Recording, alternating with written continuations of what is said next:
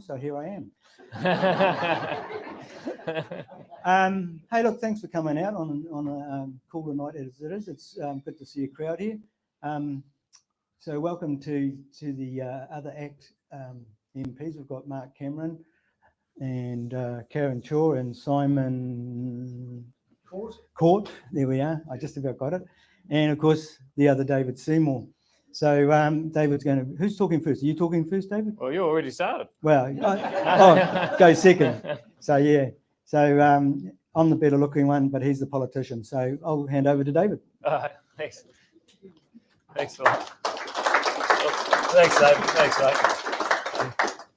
Yeah, so, well, as you know, we said we're the first political party to ever go into an election with a two David Seymour strategy. And it was our most successful result ever. Tonight we've got 100% of our candidates named David Seymour, and 40% of all ACT MPs are here. So welcome Simon, Karen, and Mark. Some people say that they should have Friday night off. They want to show up anyway. So welcome, guys, and welcome to everyone that's come along. I just wonder, is there any chance we can get this turned down a bit? Because I feel like I'm blasting people. No, it's okay. All right. Well, Simon's actually a civil engineer. Yeah. So a lot of chance, to be honest. Yeah. I just had the genius suggestion: could either talk quieter or hold it further away from their mouth. Look, we're going to talk. So what we basically do, this is really about representation. You know, everyone's in business. They got a first question you ask is, what business am I in? What am I actually doing here?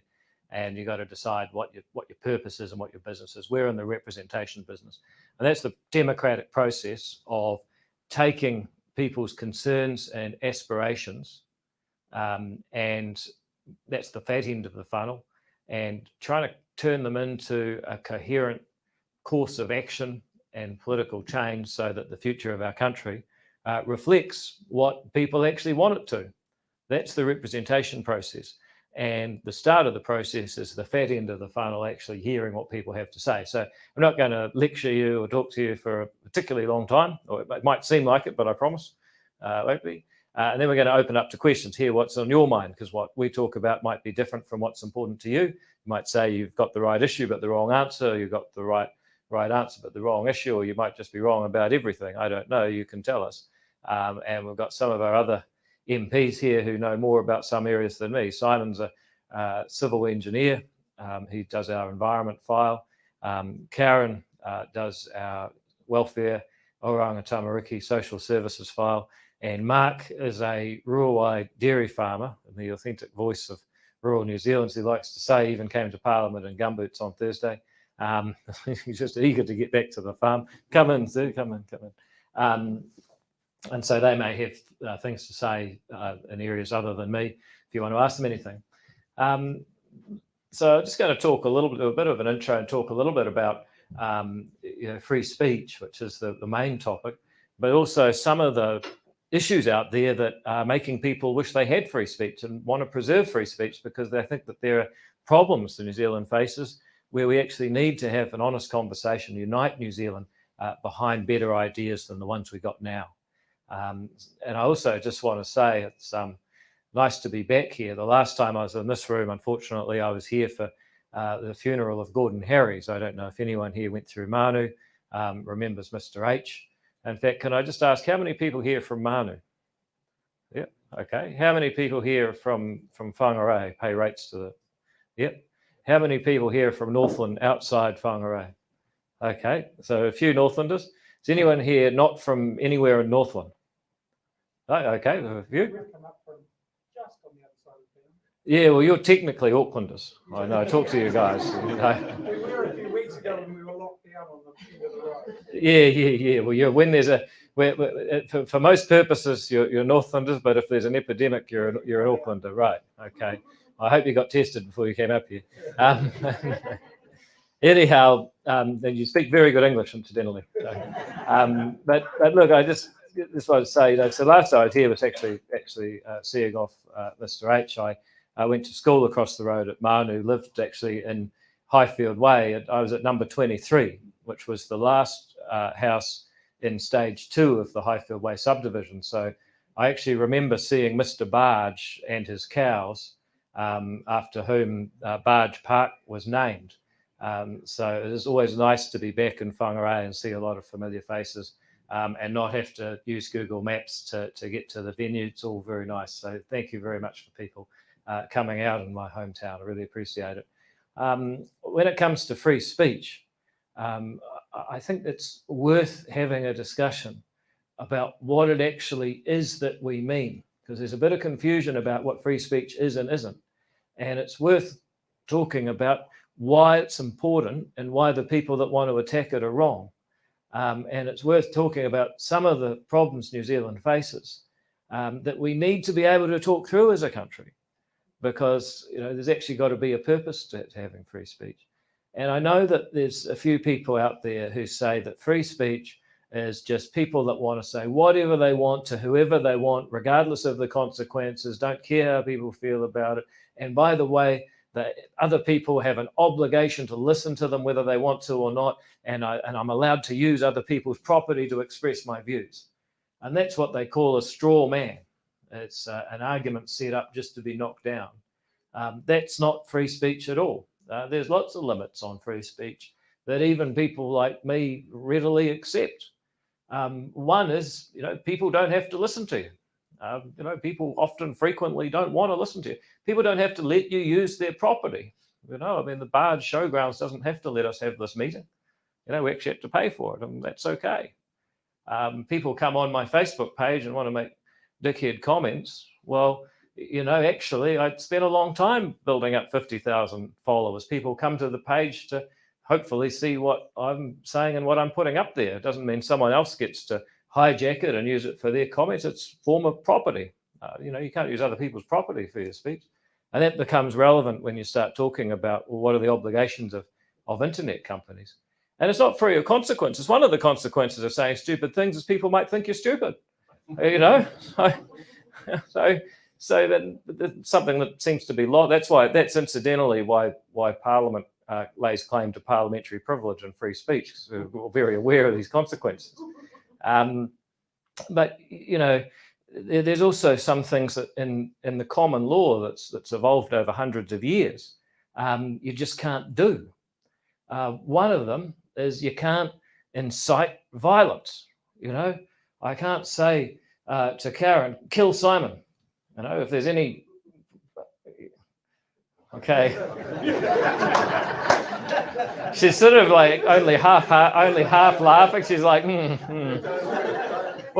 She wasn't like, that's a ridiculous proposition. She was like, But if there's any chance of it actually happening, then incitement to violence or incitement to commit a crime is in the Crimes Act, has been since 1961.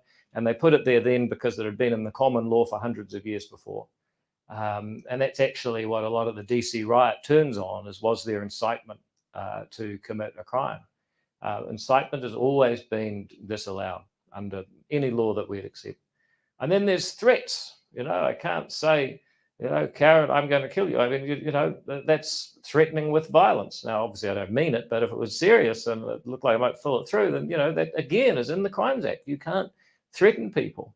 And there's also the old classic yelling fire in a crowded theatre. If someone yells, there's a fire, and a stampede, people get killed and crushed going out, and there was no fire. Well, that's criminal nuisance. It's in the Crimes Act.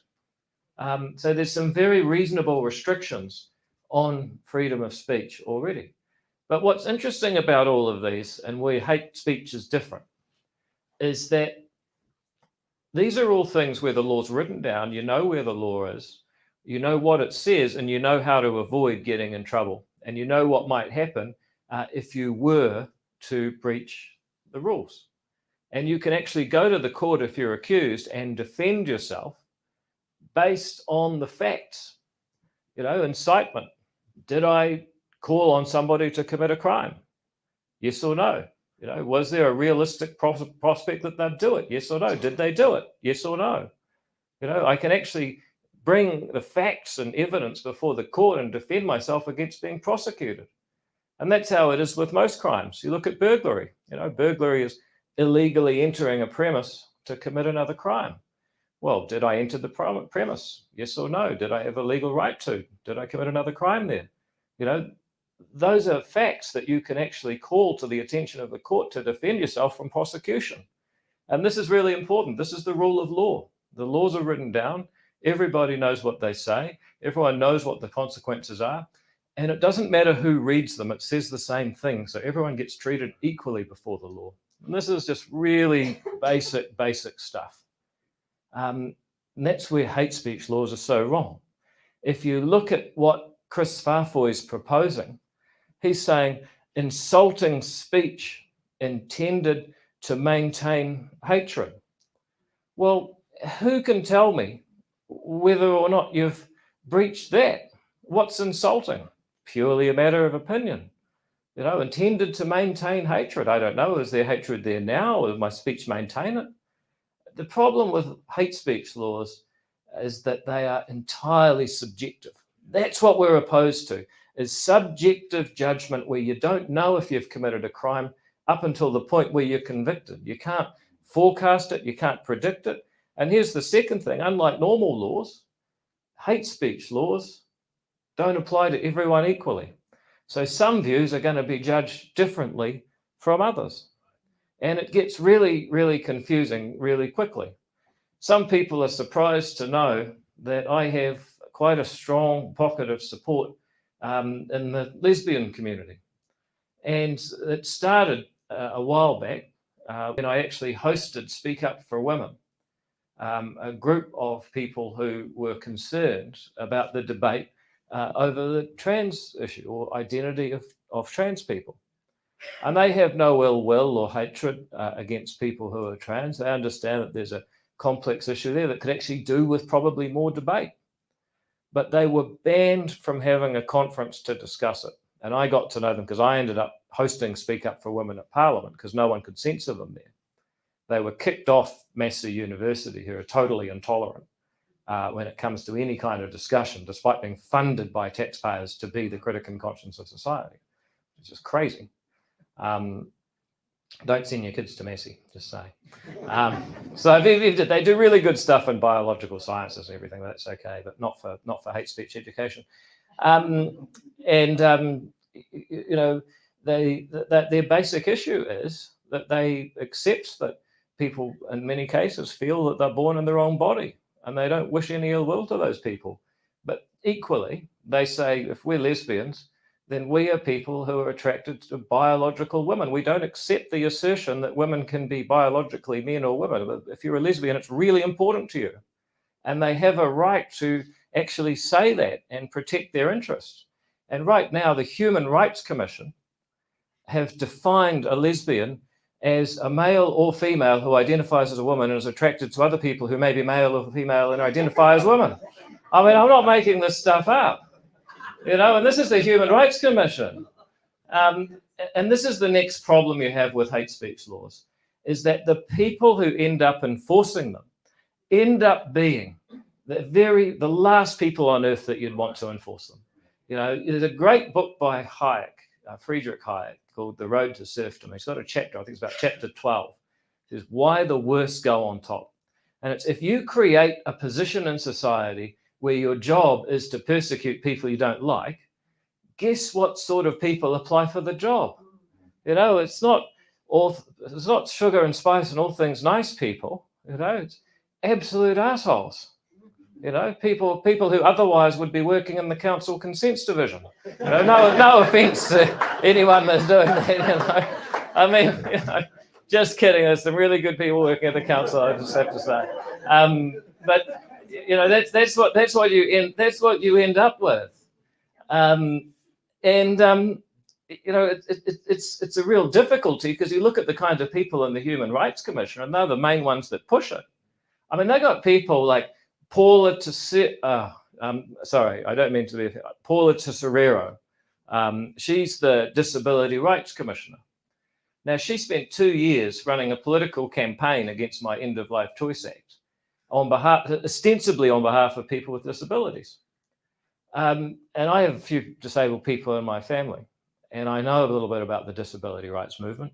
For 30 years, it's been about saying that a person with a disability is just that, a person with a disability who is capable of doing everything that anyone else can, but for their area of disability.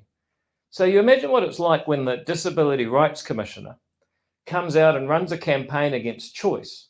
And the basic underlying assumption is disabled people are a bit dim, and if they have more choices, they might accidentally make the wrong one. I mean, it's undermined the whole purpose, set back. This is Philip Paxton, the disability rights campaigner, said she actually set the disability rights movement back 30 years, and she's the one that's paid by the taxpayer to support disabled people. And she's in the Human Rights Commission, and she's one of the ones that might be judged with judging speech. And then you get the likes of Ming Foon. Now, Ming is a hell of a nice guy, but I don't think he's going to win the Nobel Prize for physics anytime soon. Ming got an anonymous email from a student at Auckland Grammar, and I happen to represent the electorate where that school is. And the email said that the school had run a racist skit where kids were called Wing and Ding and given the science and maths prizes. I thought, that's a bit odd. So I talked to the principal, I looked into it a bit. It turned out that nobody had ever used those names. Ming Foon got this email, went off and complained to the Herald and basically slandered the school. And it turned out that actually the only person who put those names and that racial profiling into the public domain was the Race Relations Commissioner. I mean, you can't make this stuff up. And then there's the other guy, Paul Hunt. He's the head honcho. And he had to be dragged kicking and screaming by no less than Kim Hill to admit that he's not an anti-Semite, and anti-Semitism might be a bad thing. And he's going to be in charge of the Human Rights Commission. And these are the kinds of people that are advocating for hate speech laws and presumably would have some role in bringing prosecutions and enforcing them. And this is the next difficulty, right? Not only is it subjective. I mean, lots of laws are subjective, and the test of reasonableness is in the law in lots of places. But you then have people who are politically motivated and often incompetent running around trying to enforce the laws. And this is the case. This is why we have to oppose these hate speech laws. You end up with a state apparatus going around trying to take prosecutions on highly subjective grounds and entirely politically charged. And it just makes the current problem that we have with free speech so much worse, because you've got people who are afraid to speak their mind. They feel they're going to be piled on by the mob. They're going to be deplatformed and cancelled. They could lose their job, have their employer attacked for employing them because they said the wrong thing.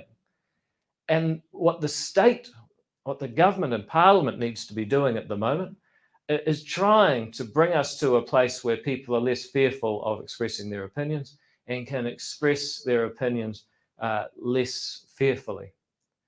And, the Queen, who is an incredible woman, imagine having to get everyone to get out of their military uniforms because half your family have embarrassed the country by wearing them, has said something absolutely brilliant in this regard. She said, as people seek new answers to old problems, I, for one, prefer the old-fashioned methods, to speak well of others, to try and find agreement where there is disagreement, and to try and make the best of every situation. And I think we need a lot more of that sort of leadership and sentiment. The Queen put it a bit better, but she's got better speechwriters than me. What the government is proposing to do is actually have the state join the pile-on and have the state running around prosecuting and potentially imprisoning people for 3 years for their opinions. And I think there'd be a hugely backward step. And so that's why I'm doing this 14-stop tour over 3 weeks up and down New Zealand, literally from here to Invercargill, to get people who agree that free speech is worth protecting to come out and say so, because I think we can win this one. I think that the government is already unsure. That's why they've been basically stalling on this for 2 years. And I think that we can actually push them back and make them change their mind. The next reason that I think we need this is that we actually are facing an increasingly divisive government that has a habit of attacking groups of New Zealanders in order to win political favour with the rest. And it's a short-term strategy, because eventually you've picked on everyone and you run out of people. I mean, I just find it extraordinary. You know, the Labour Party Prime Minister, twice in the last month, has now attacked, publicly pilloried a minimum wage worker, one from KFC and one from First Security. And it turns out wrongly said that they were the ones endangering the whole society.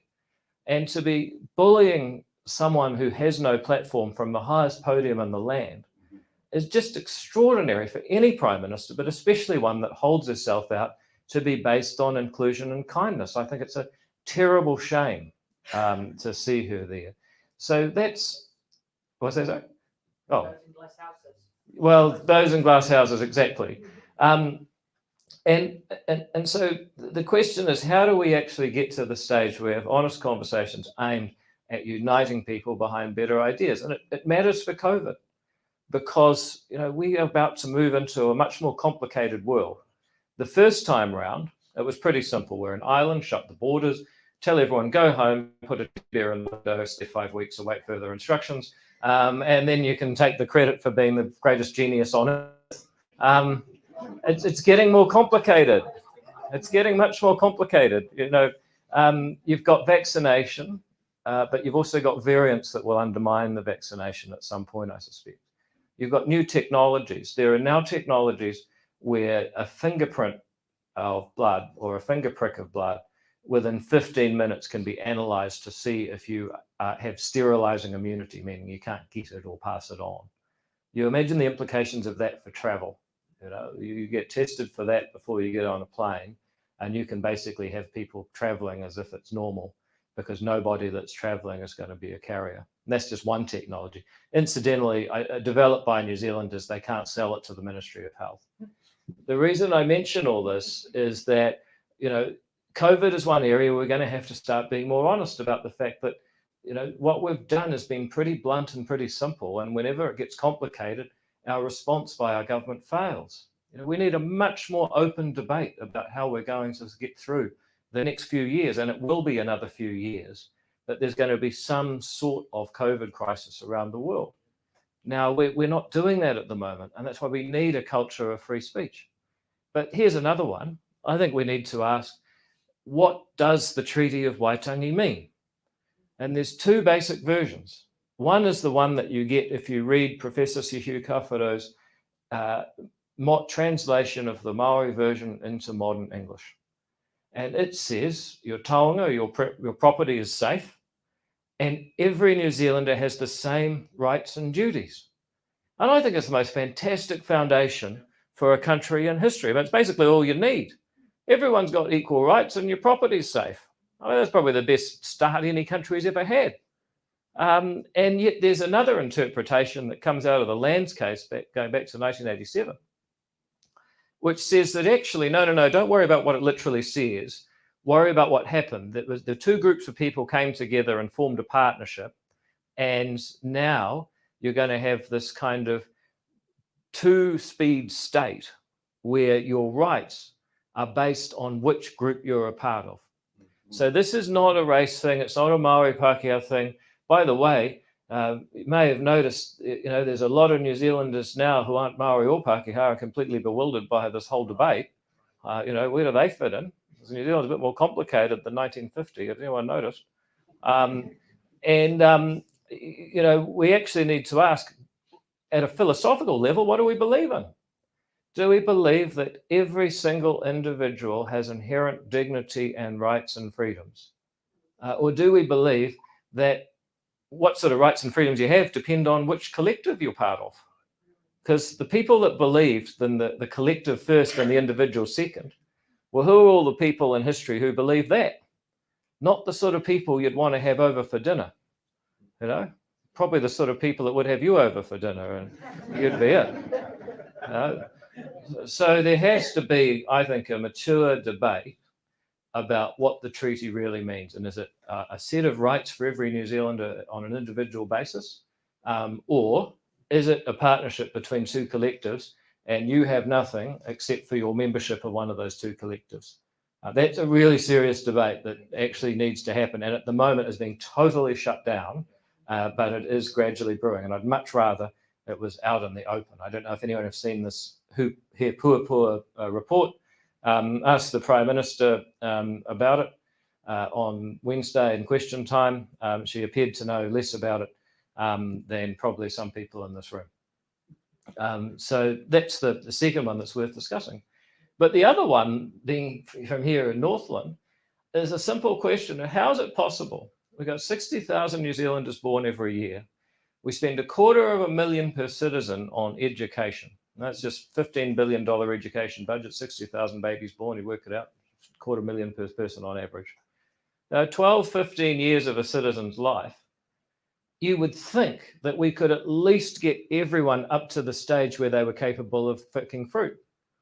But, oh no, our whole strategy for having a horticultural industry is to fly people in from the islands. No, I think that's actually a great scheme, and it's good for the people from the islands, it's good for New Zealand, it's good for our geopolitical relationships, all of those things are good in a lot of areas. But how is it possible we have an education system where we completely disengage probably about a fifth of all students? We got a system where we pay kids to enroll students, but we don't check if the students show up, and if the students don't show up, they get paid anyway. So if you're running a school, you've got a difficult student, it's actually better for you if they don't come. And we found this out when we opened a charter school, Te Aratika Academy in Hawke's Bay. All the local schools opposed it, because if the schools unenrolled from theirs and came to ours, then the money would go to our school and they wouldn't get it anymore. Absolutely incredible. It shows you how much this system really cares about the welfare of poor Maori kids. Anyway, kind of funny story. They started the school, it went really well, and about 2 months in, they got a call from Oranga Tamariki. And they said, we've got a number of students. They've disappeared off the roll of the local schools. We can't find them. Have you seen them? I said, yes, we've got them. They've been coming to school. Oranga Tamariki couldn't believe it. We've got to do better with education, and we've got to stop putting the provider of education ahead of the customer. Because at the moment, it is shortchanging not just those kids, but the whole country. And here's a final one. We need to have a really mature conversation about our relationship with China, and not just China actually, but the CCP. And I always start this by saying, this is a philosophical discussion. It's a strategic decision. It's not about whether we like China or Chinese people. And I'll tell you why that is. I represent the Epsom electorate, 17% Chinese. And it's our Kiwi Chinese friends who are the most worried about this. They're the ones that come to me and say, you guys don't know what you're dealing with. You're so naive. You've got to get wise here. And they're talking about the CCP. And we got to be a bit smart about this. I mean, you know, there's no question they're doing a lot of very bad things. And there's no question that our allies are getting into some pretty tangly situations. But we've also got to think about what's best for New Zealand, because the Americans are quite happy for the Australians to go and take them on, get trade embargoed, not selling any barley into China. Well, guess who's quite happy to sell barley to China instead? American farmers. So we got to be a bit thoughtful about this. It's not always as simple as it looks. But this is an area, I think it's probably the biggest. I mean, COVID will pass. You know, it'll go on for another couple of years in some form. But probably the issue of the decade for New Zealand is actually, how do we have a relationship with China where we, acknowledge our Kiwi Chinese friends who already live here, have a trade relationship with 1.4 billion people who are pretty hungry and want a lot of what New Zealand has to offer, and also stride and stick up for our traditions of civil rights and political liberties, which I think are very important. Those are the sort of honest conversations about education, about China, about the treaty, about how we navigate COVID. And we could go on. We could talk about housing. Did anyone notice this housing policy the government brought out? It's actually a tax policy. I'm just curious, how many people think that taxing a sector will grow it? Because, I mean, that's basic. When you boil it down, they put more tax onto housing, hoping there'll be more housing. And they said, we're going to tilt the playing field towards first home buyers. Whew, okay, so you put more tax on landlords who up the rent, and the people that pay the rent are people that are trying to save for a deposit, aka first home buyers. So if the New Zealand government, particularly the current one, ever announces that it's going to tilt something in your favour, run.